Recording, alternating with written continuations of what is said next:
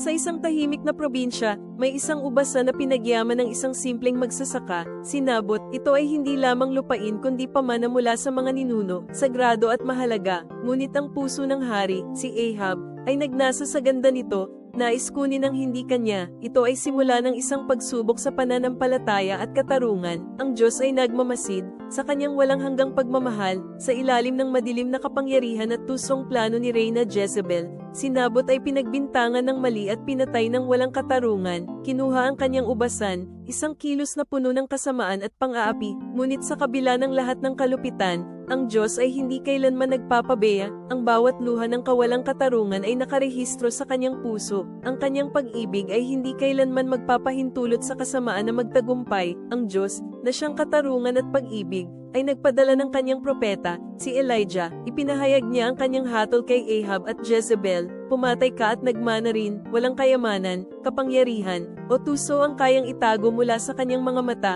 Sa huli, ang kanyang katarungan ay mananaig, mahalaga ka sa kanya, at ang kanyang pag-ibig ang siyang magdadala ng kapayapaan at tunay na hustisya. Sa tamang panahon, huwag mag-alinlangan, ang Diyos ay nasa panig ng mga inaapi.